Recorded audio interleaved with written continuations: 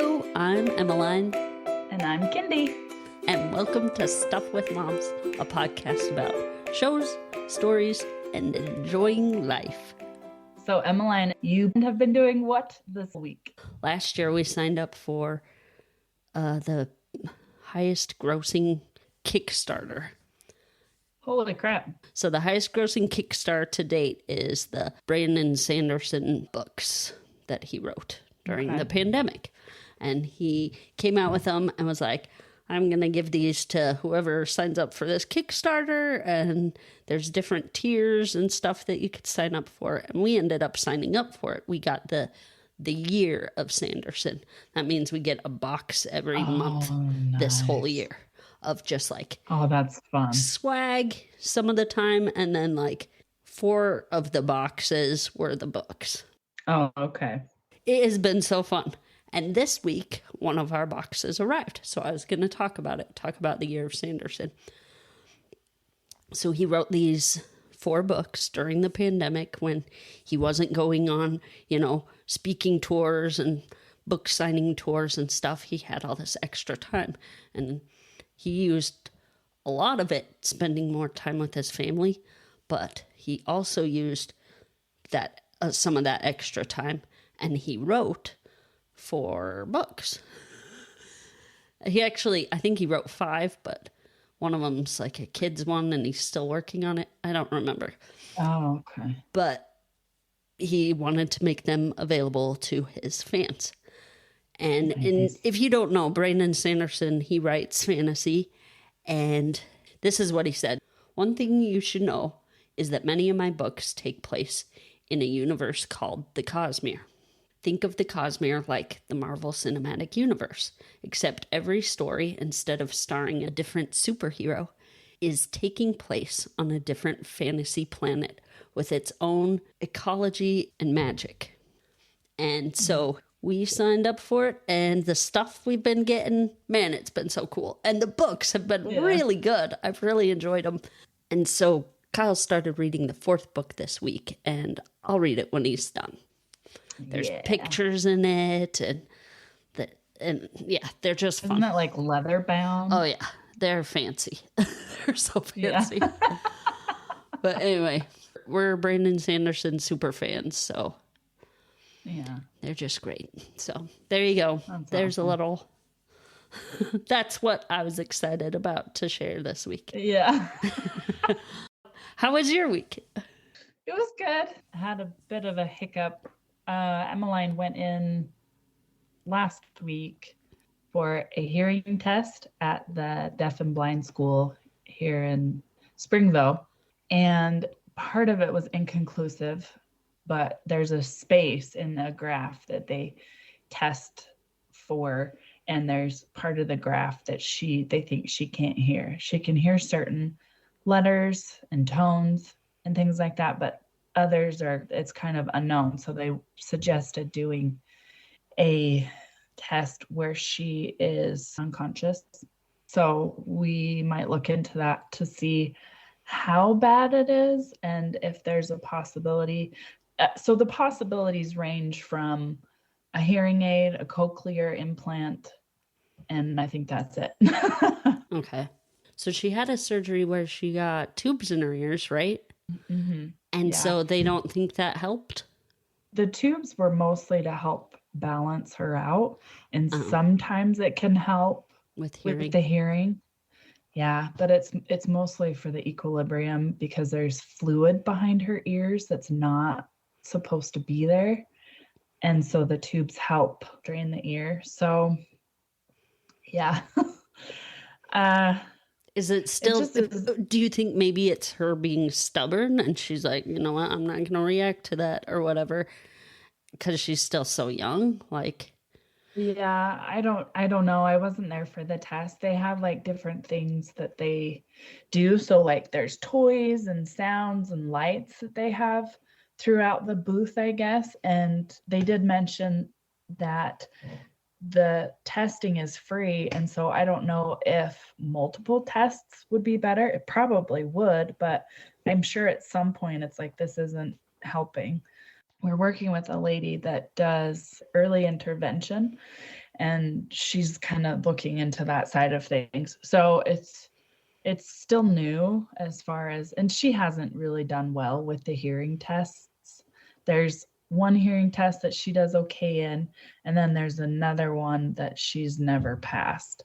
And so I think this process is more to emphasize and to figure out what exactly she can't hear, because there's a theory where the hairs in her ears just never developed, or they got damaged or something. When they send a sound through her ear, it's supposed to bounce back, and it just wasn't bouncing back. Oh, okay. But they can get a more accurate reading if they put her under. So I don't know. They said it's more expensive, and I don't know if our insurance will cover it. So it was kind of okay, this is another thing we got to handle.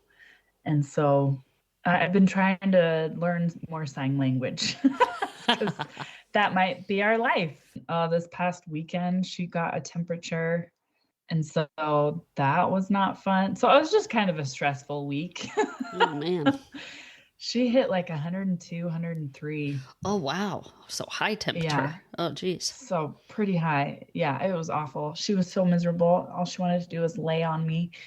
She didn't want dad. She just wanted mom, which was kind of nice because then I can just hang out with her. But it like stresses me out because I'm like, I have this daughter who's got, and when I made a doctor's appointment to get her, she was like, by the time we went there, she was like 98 something, like 98.9 or something.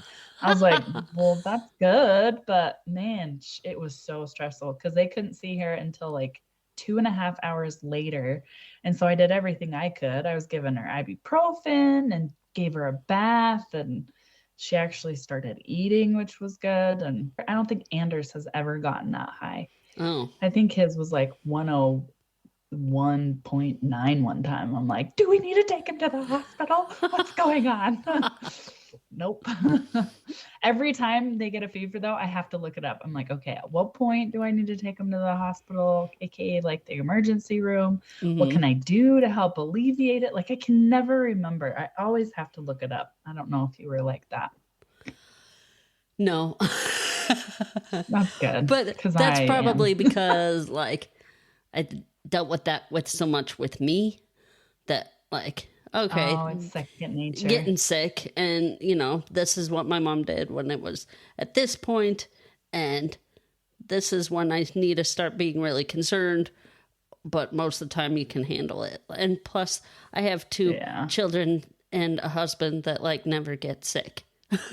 They don't. They nice. They get sick like once a year, and it's usually a cold. Okay, so I have the obscure holiday. And I picked International Sloth Day on today, Friday, October 20th.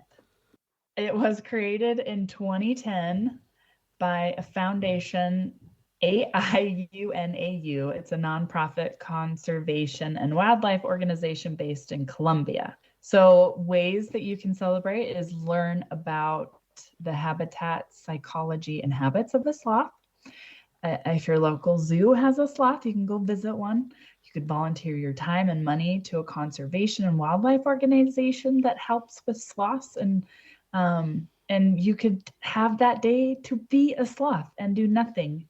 And when you eat, you do it very slowly. I like that. I'm totally gonna eat dinner tonight really slow and say, it's for the sloths. Yeah, right? Exactly. So did you know that even though sloths eat mostly leaves, their stomachs can't easily digest them? Sloths have a stomach with 4 compartments, and it takes them almost a month to digest one meal. What? How crazy is that? That's crazy. Yeah. Do you think it's because they move so slowly that they don't digest as quickly? Or it's just that's the way it is. Your body. Because I know that when I like get up and do stuff, I have to go to the bathroom. Whereas if I would have just sat around, it wouldn't have happened as quickly. Or like when I take my dogs on the walk, all of a sudden they have to like poop 5 times, and you're like, dude, right. I only brought 3 bags. Stop pooping. Oh, yeah. I think there's definitely something to that.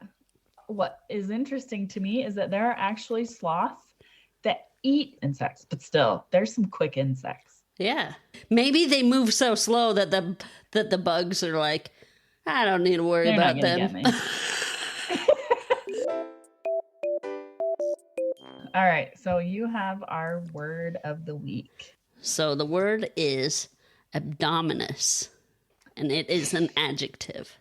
So what do you think abdominous means, Kindy? It's something that the abominable snowman does and is not proud of it, where he goes and he sews a sweater for himself. AKA, I have no idea. Okay. Abdominous. Does that have something to do with the abdomen? Yes. It does. So it means having a large belly. So if you call somebody abdominous, they're pot-bellied. So you can say, I'm your abdominous friend. I am your abdominous friend. I definitely have a pot belly. No, I'm your abdominous friend. And no, I'm yours. we both are each other's. There we go. We're the abdominous friends. That's what you get when you have kids. Call our podcast, right? Your body stretches out there and it just doesn't want to go back. Doesn't want to go back. Although some people are able to. Kelsey, oh my gosh.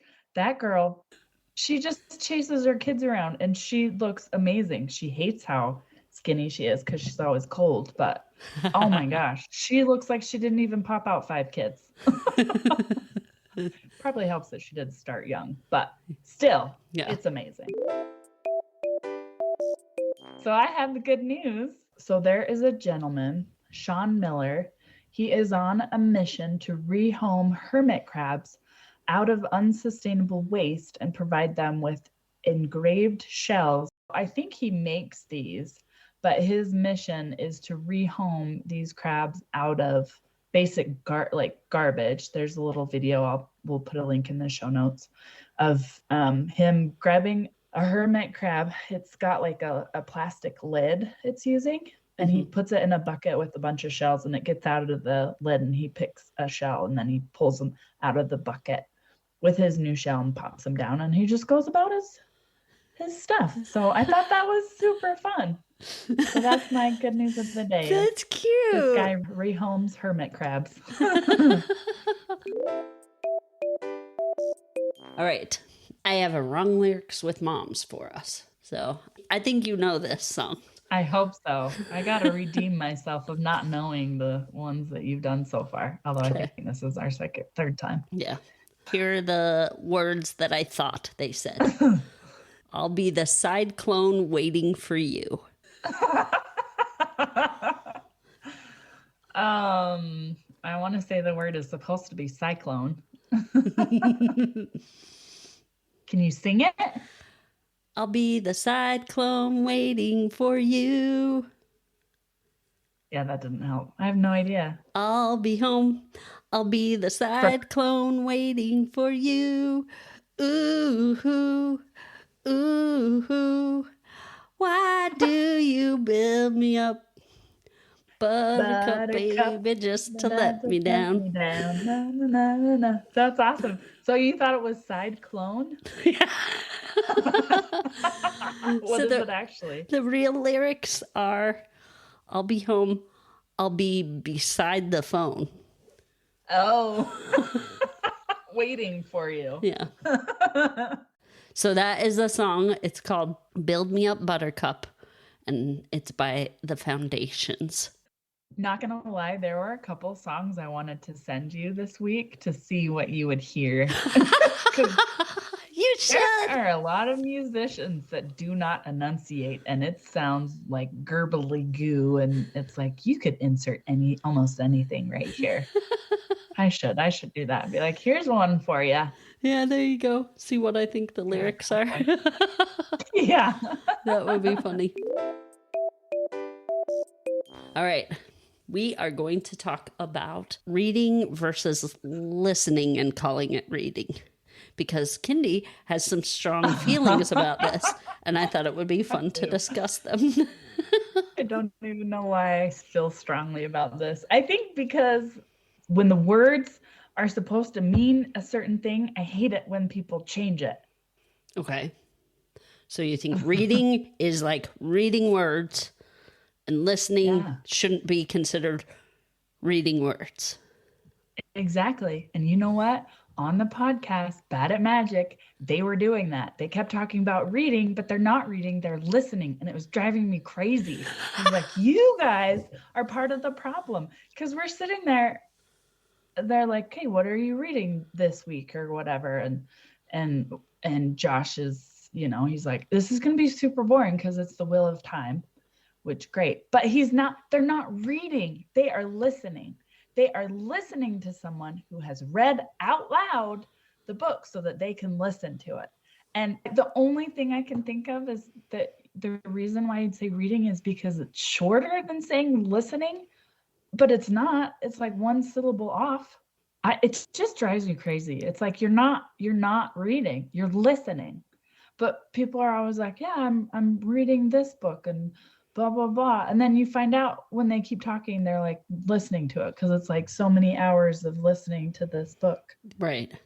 Okay. On audio. So I have a couple of things that when it comes to this debate that I have thoughts on, because I agree. Yeah. When you're talking to somebody about it and you talk about that you're reading a book and you're actually listening to it, I don't think it's the same thing.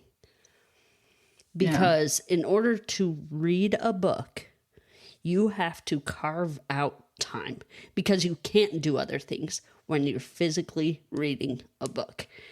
You have to, that's what consumes all of your time. Whereas when you're listening, you can accomplish other things when you're listening to a book. You can clean, you can drive. So I agree that it should be counted as different there. But let's say a blind person. Okay. When they are quote unquote reading a book and they're actually just touching the words in order to read, do you consider that reading, or are they touching a book? Because they aren't reading it. They're touching it. But they are, because they can't read with their eyes, so they're using touch. So they're touching the book. Yeah. But so they're still reading it. But reading is using your eyes. For them, it's different. Okay. So say that same person, instead of touching the book to read it, listens to the book. Would that still be reading for a blind person? No, they're listening to a book. Okay. It's the act. But they can't actually that they're doing to consume the words that are on the page or the screen, whichever version of reading that you're doing. Okay. So, I mean, for a blind person, it's definitely the book, because you can't put, what is it called? What is the Braille? The dots. Braille. Yeah, you can't do Braille on a computer. No. Or a phone. At least not yet. Maybe they'll get there. So, like reading to you, whether it's a blind person or a person that can see, it's that they're sitting and the only thing that they can do is quote unquote read. Yeah. Whereas if they're listening, even though they're still consuming the book, they're also able to do other things. Yeah. What about you? How would you quantify it? When you're like, I'm reading a book, and you actually sat down and read a book, I think it counts differently. I agree with you, Kindy. I think that's a good way to... This didn't turn into much of a debate, huh? It didn't. Because... It didn't. Yeah. I just don't understand why people say that they are reading a book when they're actually listening to it. So it bothers you a lot.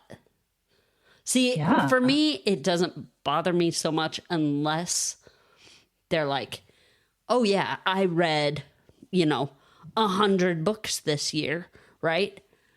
When really Yeah. they listened to 90 of those books and Yeah. they're bragging about it. That's when it's not the same thing. Yeah, I think that's part of when I first heard it, the annoyance of it. Because when someone was talking about them listening to a book, they were referring to it as reading and how many hours they were listening to it. And me and Matt walked away from the conversation. We're like, I'm so confused. Are they reading or listening to a book? Because the verbiage was so cross that it's like, what are you doing? Are you listening or are you reading? So I don't understand. Maybe it's like an audio book thing where maybe people who listen to audiobooks, it's like the verbiage that they use, but it's super annoying. Yeah. I don't, and I think you get different things from listening to a book whereas reading a book.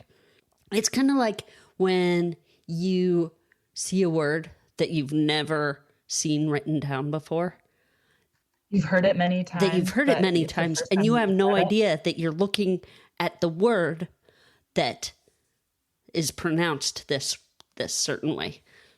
So I have a funny story with this. One time we were playing a game and it's like, write down a word that you didn't know how to pronounce the first time you saw it. And so I was like, ooh, I'll write down this word. And I wrote down hors d'oeuvres. And if you've never seen hors d'oeuvres written out, it looks like hors d'oeuvres or something. It's ridiculous, right? And you're like, what is this? Yeah. But it's hors d'oeuvres. You have no idea. So, like, reading a book is completely different because you're actually seeing the words. Yeah.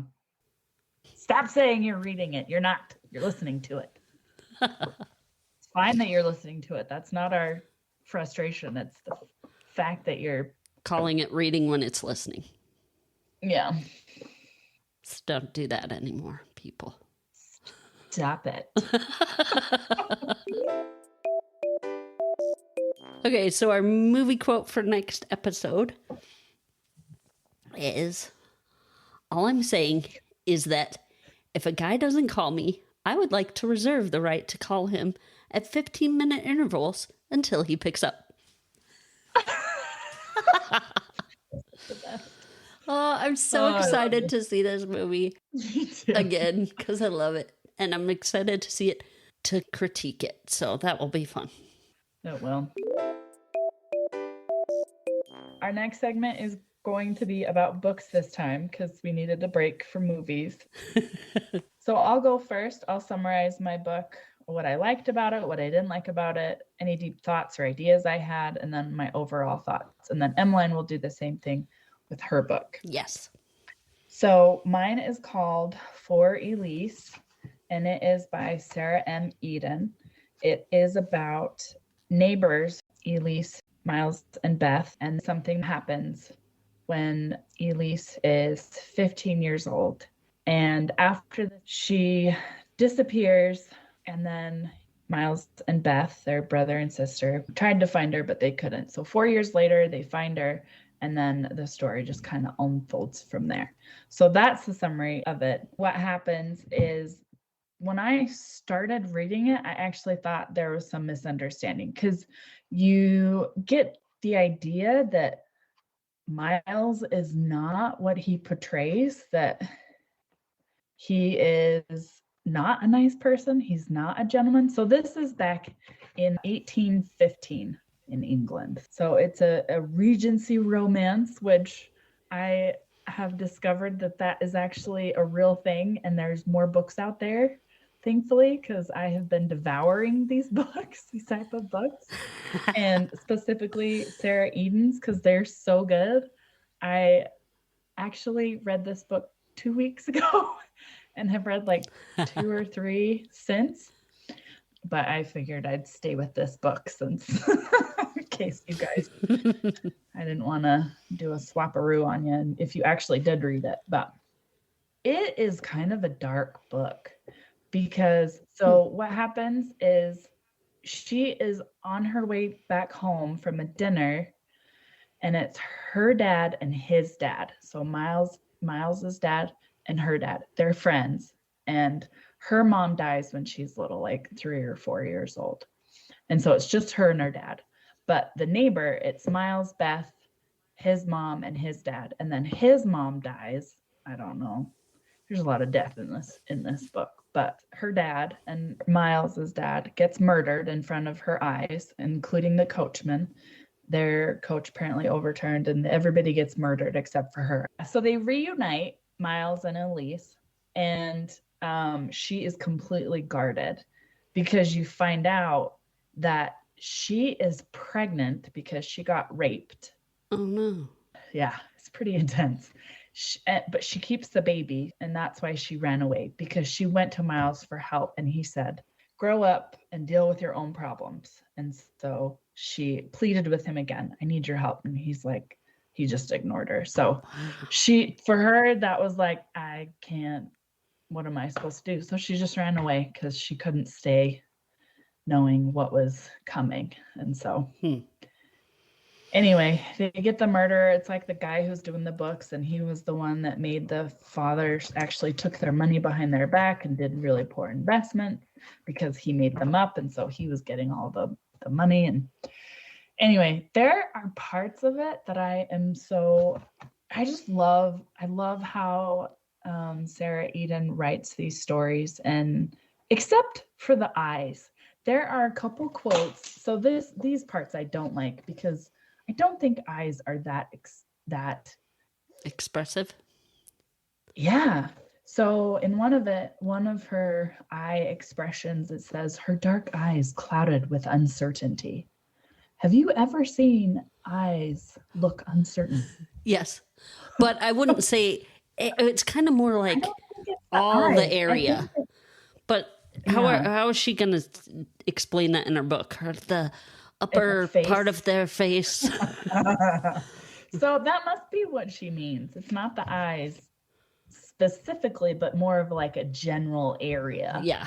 Because another part, she goes, tiny ember of emotion that had crept into her eyes after being reunited with Beth seemed to be extinguished.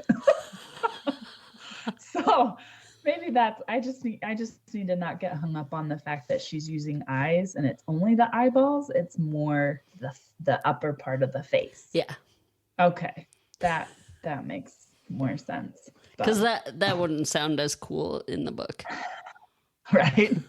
The upper part of her face. We're showing a cloud of uncertainty. Yeah. That is true. So I take it back. Those parts were fine. I don't know. I don't really have a whole lot I didn't like about it. There's another book of hers that I didn't like. It seemed to end abruptly, but this one she did really well with how she wrapped it up, and they end up together in the end. Oh, that's the best. It is the best. She's really good she's kind of consistent in how she writes, which is nice, but at the same time, I love the fact that she has other books, other ones that are, you can read them separate, but they also tie into each other. I didn't really have a deep thought. There's kind of a lot there. It just is a darker version of what she normally writes. There's just so many topics that could be discussed in this, like poverty and what that does to people, and then having money and being able to help others, because that's what Miles does. That's kind of like his thing, is he helps others, because he helped Elise anytime she got herself into a bad situation, except the one time where it actually really mattered, he wasn't there for her, and that like just really hit her really hard. And so she ran away and had no money at all, and just basically was hiding for 4 years of her life. Wow.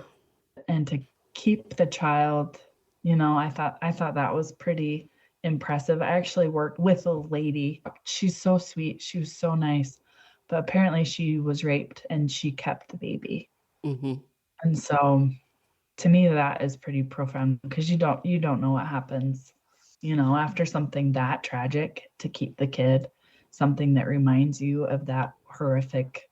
Yeah. It's no fault to the kid at all. And no. So just the compassion that she had to keep her child, yeah, is pretty impressive. because she could have put the child up for adoption. So yeah, kind of a dark book to read through because you So don't you said find they out end until up together, but she was married? when she found out she was pregnant, she went to Miles for help. He didn't help her or wasn't willing to help her, so she ran away, not knowing what to do. So she kind of was broke and poor, and she was weak and sick, and she came across Jim Jones, who was 18, and she trusted him and unloaded all of her burdens onto him. And so he felt the compassion to do what Miles didn't do, which was listen, and that's what his mom tells her. So Jim Jones marries Elise and comes home with Elise and tells his mom how they met. And apparently this Jim Jones kid is like super nice and generous, but he enlists in the war and he dies when he's fighting for England. Okay. So everybody thinks that Anne is his kid when in reality she's not. Anne is Elise's daughter's name. Okay. Yeah, and then Mama Jones is Jim Jones' mom, and she kind of helps Miles put the puzzle pieces together to figure out what exactly has happened to Elise because she doesn't come out and tell him. Okay. But they do talk about it, and Miles is like, I'm so sorry. And anyway, the whole time you're mostly frustrated. I do hate how long and drawn out it was for Miles to figure out that he loved her, and then when he figured it out, both of them figured out that they loved each other, and then they brushed it off because they're like, I don't want to destroy this friendship. Because they're so close. The whole time I'm like, would you just get together already? Stop it. It finally took her leaving with Beth to go back to her house because they had a house that Elise and Anne and the person that was helping with Anne would go to. And then on their way there, the murderer comes to finish the job, but Miles intervenes. Kind of. Elise knows that someone's there, and so she has the knife that they use to cut the quills. Yeah, the pen she knife. Has that in her hand. Yeah, the pen knife. She has that in her hands as he's marching her down the servant stairs to outside to where he's gonna finally kill her. And she like swings up and cuts a major artery and runs off. And as he's trying to find her, Miles grabs her and hides her, and then the murderer keels over and he just like dies. 10 feet away from him. Yeah, he dies. He bled too much. Okay. But she does get shot again in the shoulder. So anyway, so it's so traumatic, and Miles is finally like, I love you. I want you to be with me forever. And she's like, I love you too. And it's just, you're like, about time. Finally. Yeah. That's one thing when I read those stories that I love. I love love stories, and I love when they get together in the end, and I love all that. But sometimes you're like, just talk to each other. Like, why is every love story a communication problem? Not all of them are. When you find the ones that aren't, though, you're like, yes, what a relief. Yeah.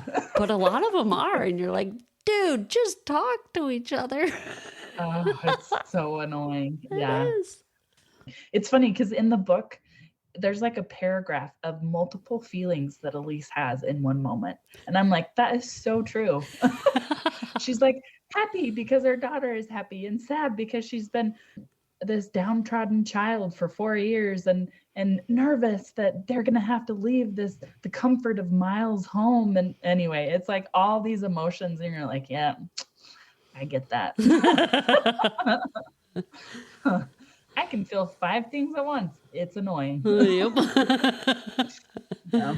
Yep, it is. But overall thoughts, I love this book. I love this author. I actually just started another one called To Kiss a Stranger. Is that what it's called? That's my favorite one, Kindy. Is it? I actually finished one that I loved. I laughed out loud. It's the Lancaster series where it's Daphne. Okay. Yeah, I love Daphne's that funny. one. I Yeah. love the parts that made me laugh. Mm-hmm. Because most of the time these are not comical, but that one is. Yeah, it is. It's fun. Just the jokes that they say. Yeah. So cute. But anyway, yeah, so that's the one I'm reading now.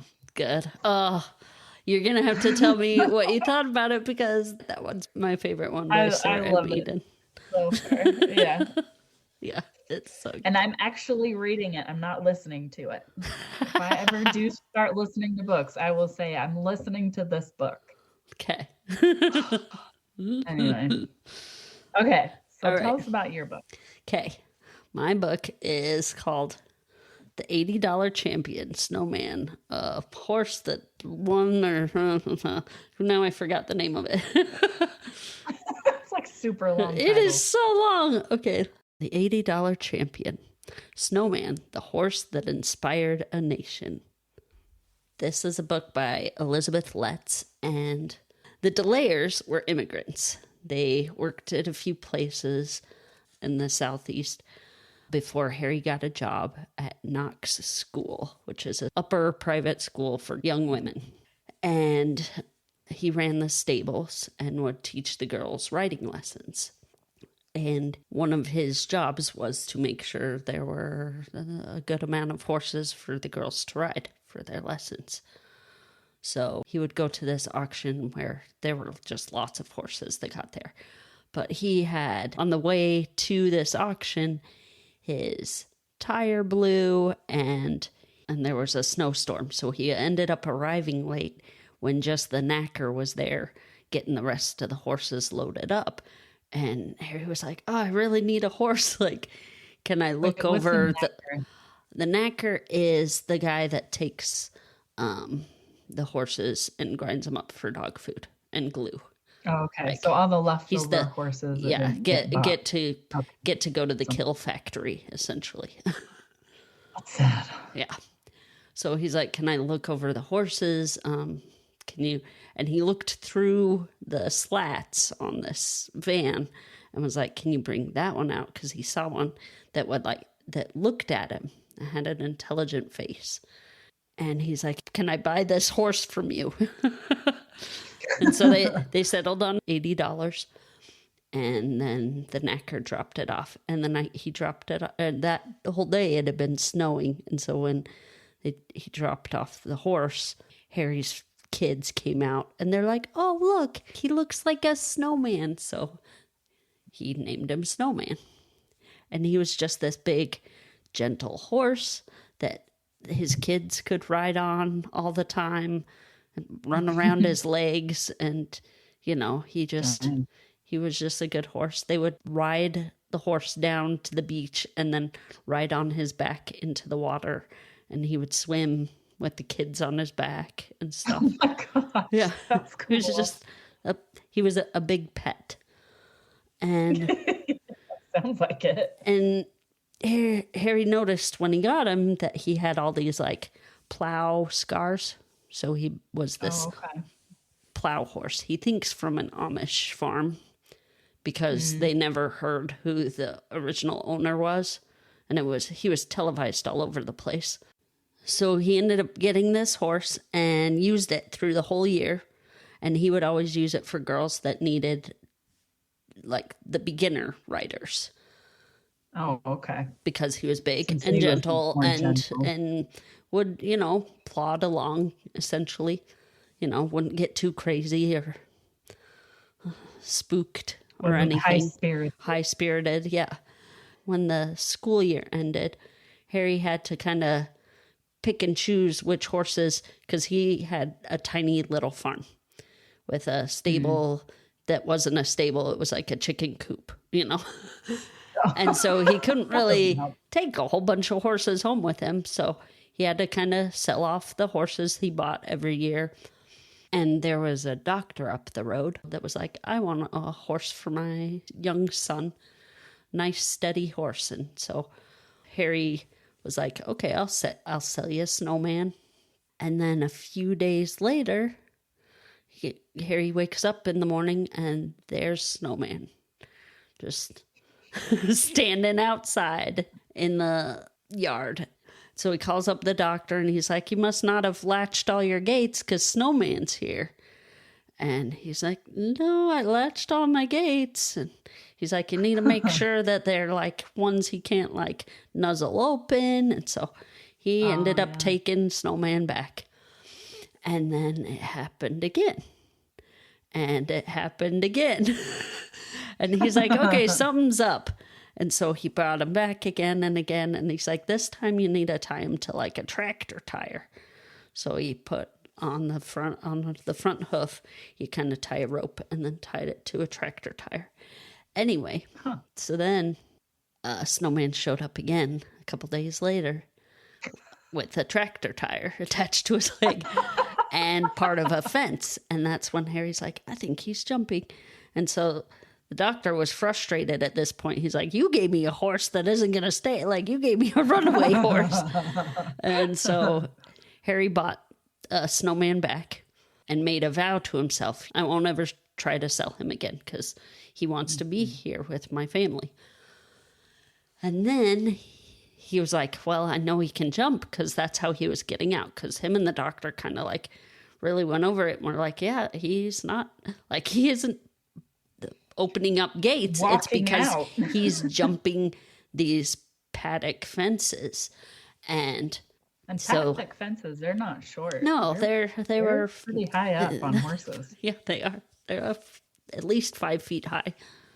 So he's like, okay, well, I'm going to try getting him to jump. So he tried training him. And the way you train a horse to jump is you kind of work your way up. You scale your way up, right? Oh, okay. Little fences to medium to higher, And he couldn't get Snowman to jump these little fences. And he tried all sorts of things and just didn't work. And then the girls, when school started up again, the girls couldn't get him to jump over these little fences. And so then he decided, you know what? I know he can jump because that's how he was getting out. So he's like, I'm just going to try him on a high fence. And Snowman would soar over these high fences. Whereas, when the little fences were there, he'd kind of just stumble along and not lift up his feet. Walk over them. Yeah. Knock them over and stuff. He's like, these are nothing. I'm not going to bother, right? Yeah. And so Harry worked with him and got him so he could do it. He's like, you know what? I think he's good enough to, like, compete. Right away, Snowman was this old plow horse, because I think he was about 12 years old. Oh, okay. Went to these competitions and he was winning, like right away, against these horses that had been doing it for years.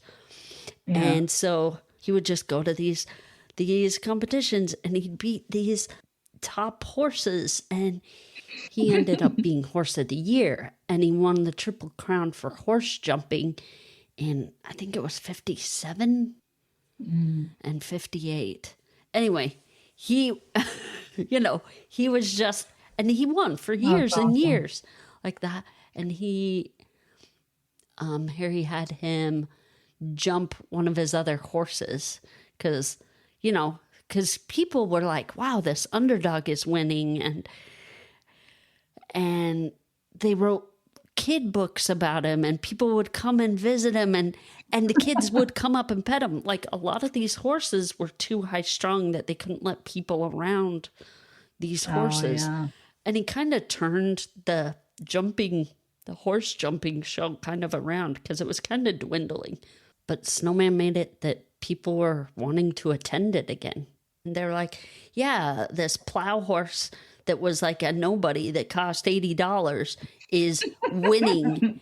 And Harry was offered tons of, I think, up to $100,000 for Snowman. But he's like, I made a promise to myself that I'd never sell him again. This is my horse. Yeah, good for him. Yeah. And plus, who knows, Snowman would have came back. Yeah, maybe he would have. But he really turned the sport around. Mm-hmm. People were watching again. People were coming again to see Snowman and the Flying Dutchman, which is what they called Harry Dallaire.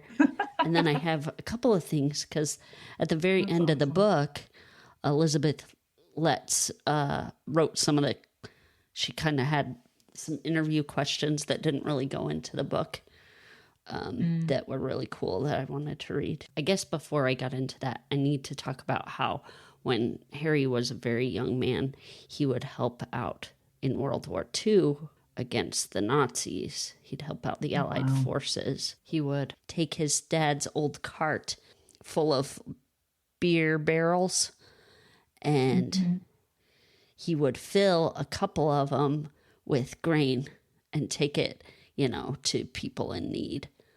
He would go past, he would have to go past Nazi checkpoints. He would travel back and forth lots of times and just get food to people during this time. Anyway, so then she asked this question. She said, Harry, do you think living through the war and Nazi occupation taught you important life lessons? What were they?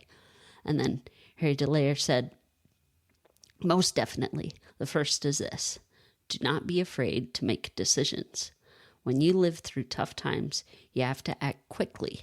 You must have confidence in yourself and believe that you are making the right choice.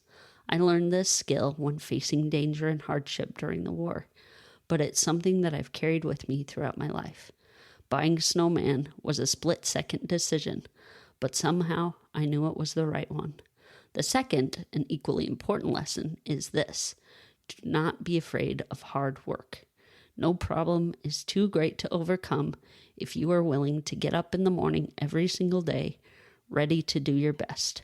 It's surprising how many difficulties can be overcome just by putting on your boots and working as hard as you can every single day. I thought that was so cool. Yeah, that's cool. The book, it was just, my favorite things about the book is just this horse. He was amazing. He was a good horse. He was like a big, friendly giant and just really turned, because Harry really wanted to be able to teach. He wanted to be a professional, like horseman, and be able to teach people how to ride horses. And Snowman put Harry's name on the map.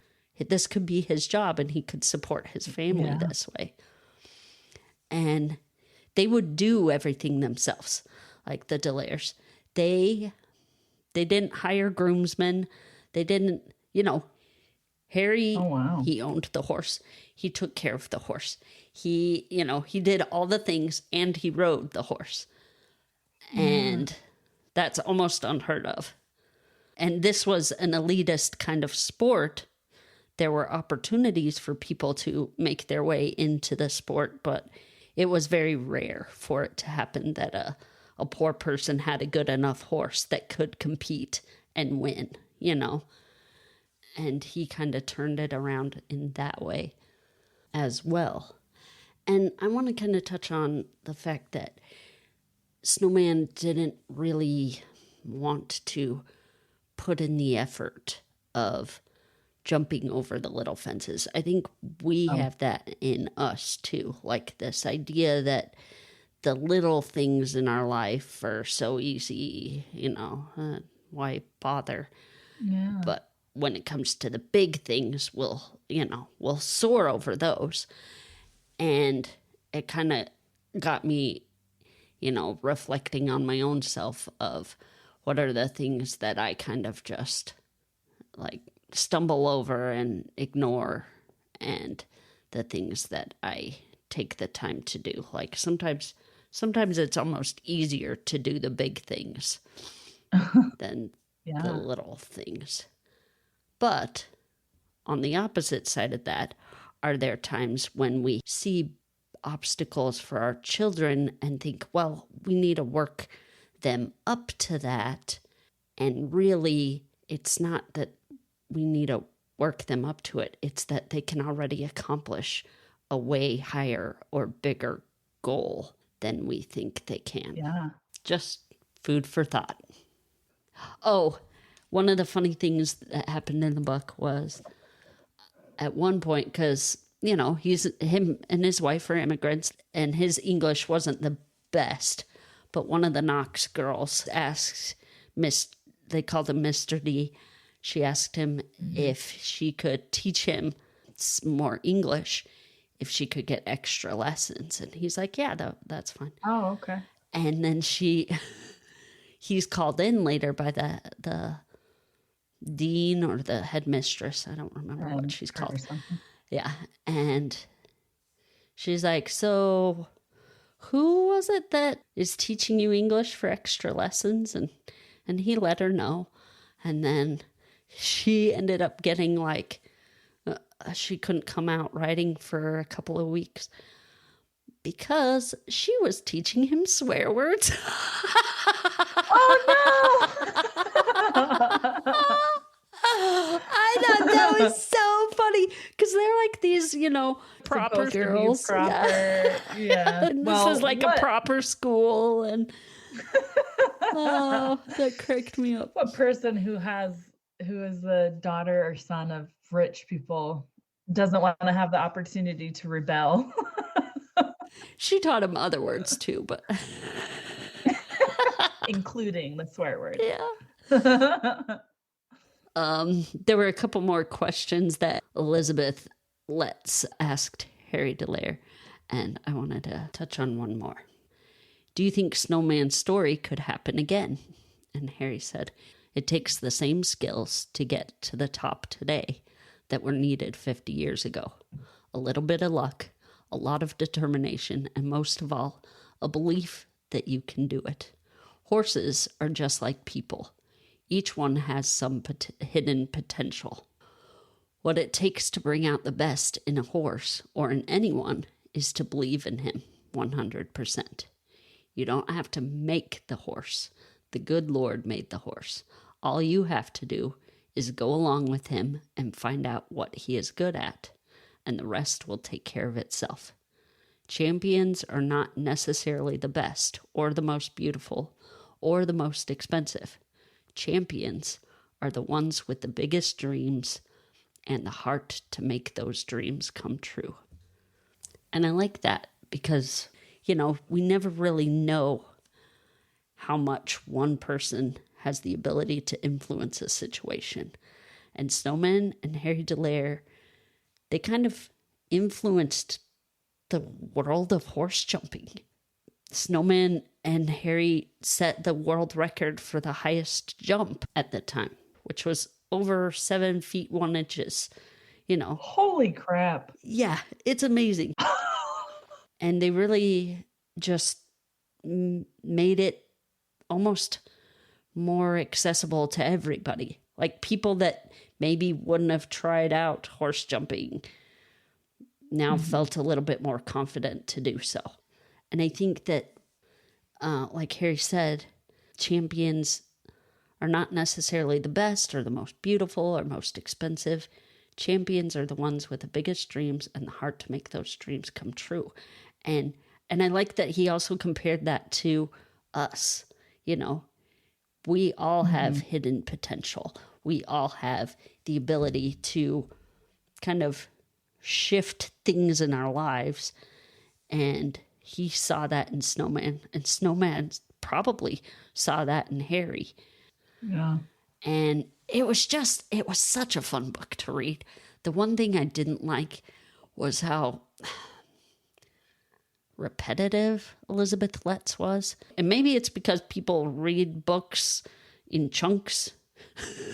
And so they're like, that helps them. Remind the reader. I haven't read enough nonfiction that I have a good comparison that this is something nonfiction writers do. Are they repetitive a lot? I don't know. So I guess I got to read more nonfiction to find out. But that kind of drove me crazy. I was like, she said this already, but am I going to miss something if I just skip this page? So if you love horses or if you're interested in reading some of the cool stuff that Snowman accomplished and Harry accomplished, it's really interesting. And I love anything that has to do with horses, so it was right up my alley. Yeah. So there we go. There's the 2 books Kenny and I read. And I hope you either enjoyed reading them with us. And if you have comments, we'd love to hear them. Or if you're interested and want to read them, now that we've given you all the spoilers, Right. we both enjoyed our books. So there you go. 2 recommendations of books to read. Okay. Yeah. So Kendi, what's our main segment in our next episode? He's just not that into you.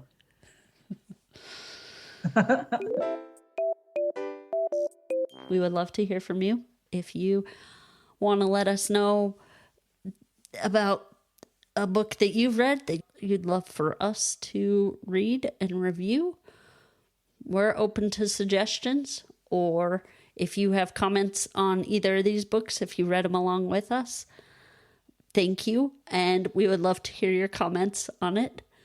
You can contribute on our Facebook page. We also have email that you can contact us on. Both of them are listed on our website and in the show notes. Yeah, buddy. And also, if you want to help us grow, you can tell others about us and share something that you may have learned here with them. And maybe they'll find it interesting, the things that we talk about. So we would like to thank Red Productions for the music and Jonica for the logo. And to our listeners, we are grateful that you are here and that you listen to the whole thing. And if not, that's okay. We just appreciate you. Okay, so Anders is learning how to read. And it is a struggle, but he is doing great. So he is aware of reading. He reads out loud. His dad reads out loud to him. We all read out loud. But since I have newly acquired library card, and there is an app that you can check out books on your phone and read them on your phone, I have been, like I said earlier, devouring these books. And so I'm sitting there reading, and Anders goes, "Mom, are you reading?" I go, "Uh-huh." He goes, "You're not reading out loud."